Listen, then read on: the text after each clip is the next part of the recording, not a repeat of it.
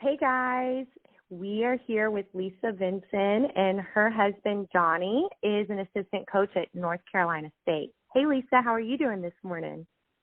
I'm doing great. How are you? I'm good. Thanks for asking. So, can you tell me a little bit about how you and Donnie first met? Donnie and I met in college. Well, actually, technically, we met just before college.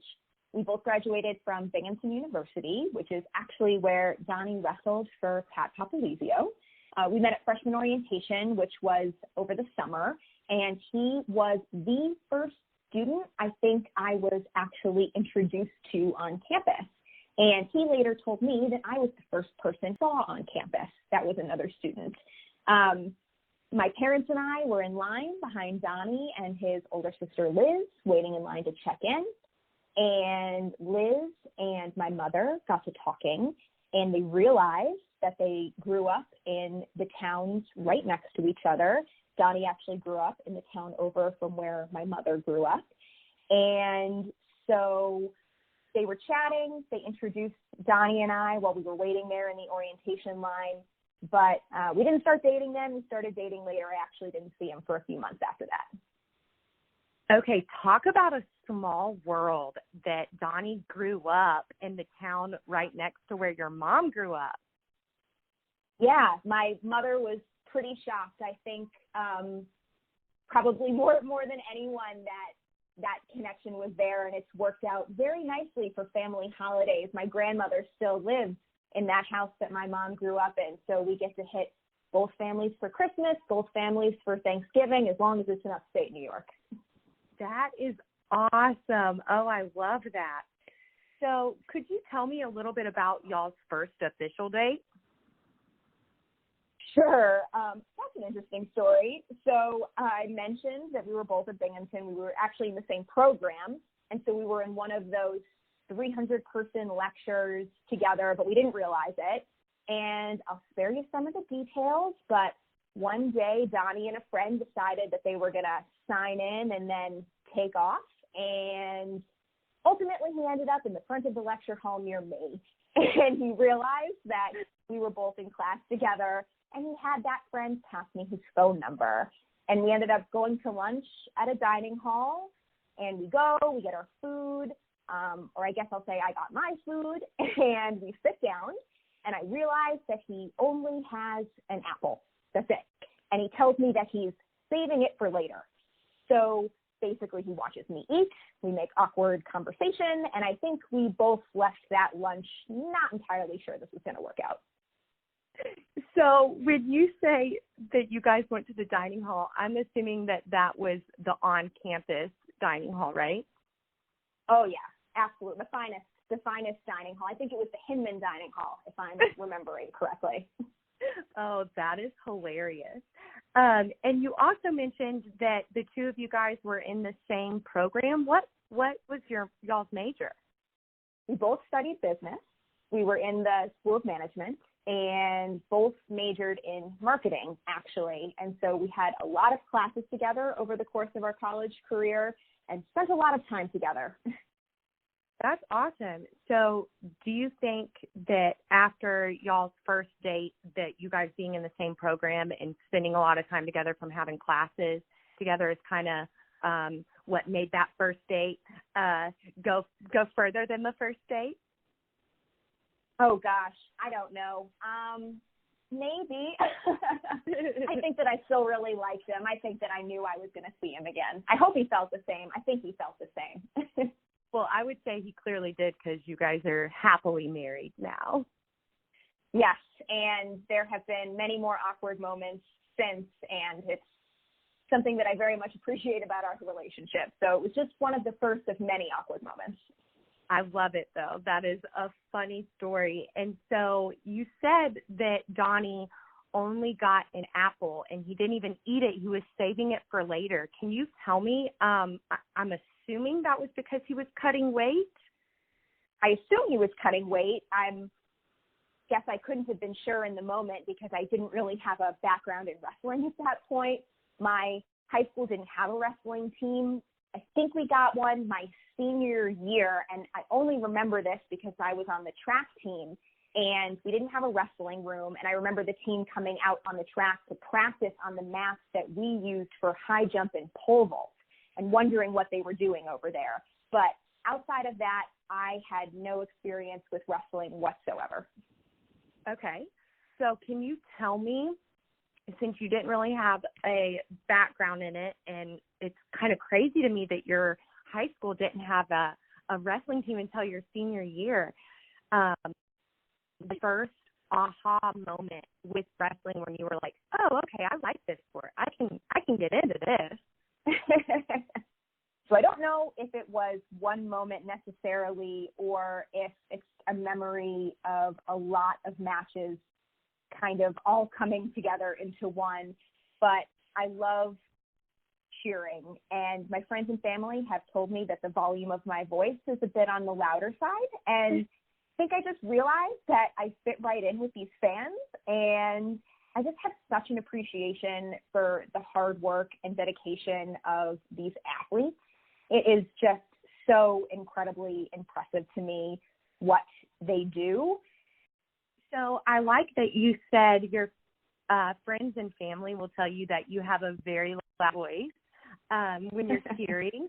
That is awesome. I love the passion, and that fits right in with the wrestling culture. So that kind of leads me to my next question. What has been one of the most challenging decisions you've had to make since Donnie became a coach? Without a doubt, I think the decision to move from Ithaca and leave Cornell to come to Raleigh and be a part of NC State was the hardest decision that Donnie made, that we made together. Can you speak on the transition from Ithaca to Raleigh and the changes that came with Donnie's new role? The biggest part of the transition for Donnie is that his role changed, and he went from, coaching at Cornell as the volunteer assistant to being on staff at NC State and recruiting and all of the travel that comes with recruiting. And then he is also pretty heavily involved with the RTC down here. And so it's been really great to see this all come full circle. Donnie and Nick were teammates, and Pat was their coach, and now Donnie and Pat are colleagues, and Donnie gets to coach Nick as well. So it's been really cool to watch this journey and to have everything come full circle like that. That's so awesome. I love that he has the connection with both Nick as a teammate and now helping coach him. And then I love that he's got the connection with Coach Pop as his old college coach, and now he gets to be one of his peers. And that's got to be so special for you guys. It's so special. And actually, Pat's last year at Binghamton was Donnie's redshirt junior year, Nick's freshman year, the two of them All-American together for Binghamton. And then after that, Pat came down to North Carolina, and so did Nick. But, that was the last year they were all together, and now they're together again. That's amazing. That gave me chills that they both All-American together for Pat's last year at Binghamton. That's awesome. Yeah. Could you give me a little bit of insight on how the transition was for you? So I'm lucky because I still get the best of both worlds, working for Cornell and living down here in North Carolina. And in fact, when I travel to upstate New York for work, I get to bring Darcy with me, and she gets to see family, which is wonderful. And they come down because they want to watch Donnie coach, and they want to go to NC State matches and, spend time with us and see Darcy down here. So it's been wonderful. Of course, everyone says the biggest difference is the weather, although I would say it took me a little while to get used to the weather down here. I preferred the weather in upstate New York for quite a while, but 3 years in, I'm officially a convert. Would you say that being further away from family has been one of the more difficult things for you to cope with? Absolutely, of course. My family is in Massachusetts, and so actually the travel time to get to them from Ithaca and Raleigh is the same now. It's not that bad, but to go from being within driving distance of family to being a plane ride away is always tough, especially when starting a family. But the community down here is so supportive. And in fact, when we first had Darcy, 𝐵𝐈𝐑𝐋 was on staff at NC State, and his wife, Christy, was one of Darcy's daycare teachers when she first started going to daycare. So I had the wife of another NC State coach going in and checking up on her and sending me pictures throughout the day. And it was really lovely, and we miss her very much. What a blessing. I love Christy. She is such a sweet soul, man. Oh, she's so sweet. So I'm sure that was definitely reassuring for you to know that she was in good hands with Christy. Oh, absolutely. I couldn't have done it without Christy. She made that transition infinitely easier for me. Oh, what a blessing. So you mentioned that one of the harder things was being further away from family. Could you kind of give some advice or tell us things that you found that helped you cope better with that transition? Well, I won't say that it was really easy or there was one particular thing that really made the big difference. I would just say that time and getting into a routine, of course, really helps. And then the other thing I'll say is that when you're far away from family, it just makes you all the more motivated to connect more regularly and to get on FaceTime with the grandparents and call up long distance friends and family and get on a Zoom call. So yeah, it's hard, but you get through it. And it's wonderful when you have a super supportive community around you, just letting you know that they're there to help if you need them. Absolutely. And I think from what I've heard, that NC State is doing a really good job building a community around wrestling and a family type scenario. Could you explain what role you play with the NC State wrestling team? Sure.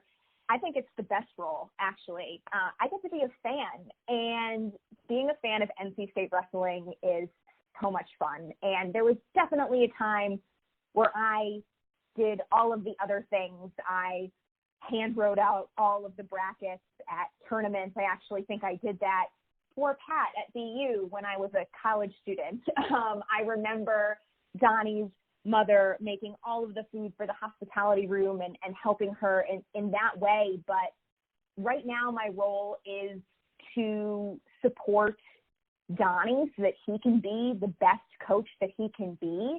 And the community and the support structure at NC State is such that we have the ability to do that. And it means sometimes I do a little bit more when he's in season or he's traveling, but actually right now it's been quite the opposite. And Donnie's been able to spend a lot of time at home helping me with Darcy. So it balances out.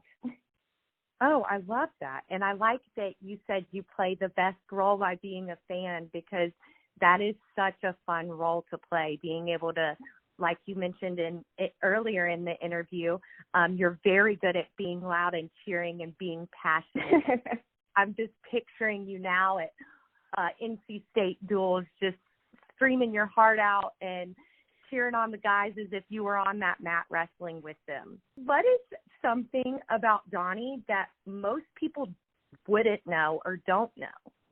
Something about Donnie that most people don't know. Well, I think that a lot of people might not know that Donnie has a one-of-a-kind sense of humor, and it's pretty hard to describe, but he's always making me laugh.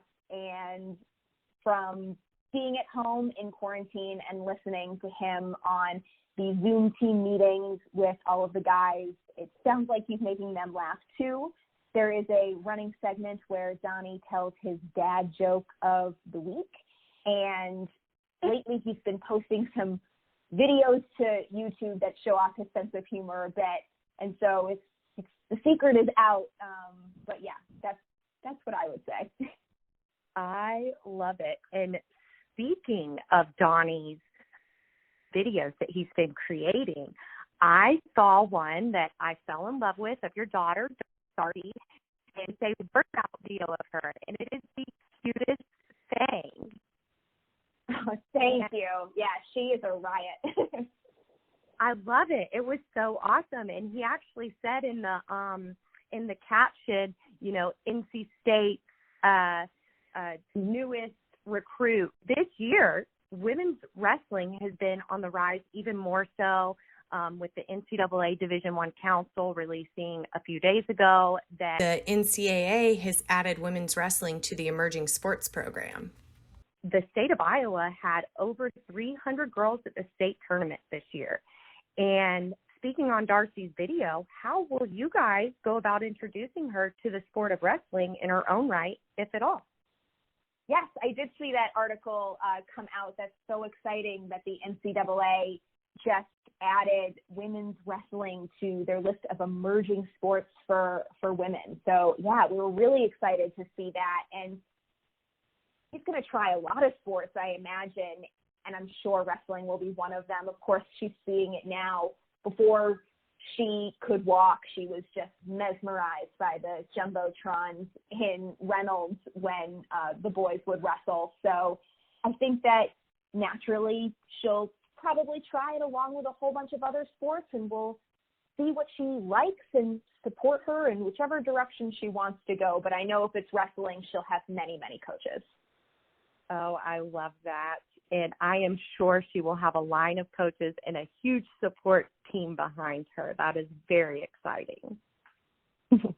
I always like to end with this question. If you could give one piece of advice to a future wrestling wife, what would it be? It's an excellent question. I think that my one piece of advice would be to just lean in to the support of the wrestling community. They have been such a great support system for me and my family and for Donnie long before I was introduced to the sport. And some of Donnie's college teammates are still our best friends to this day. They make an effort to get together every single year. And lately it has been on the occasion of a wedding or a new baby. And so it's been wonderful to plan those gatherings around those special events.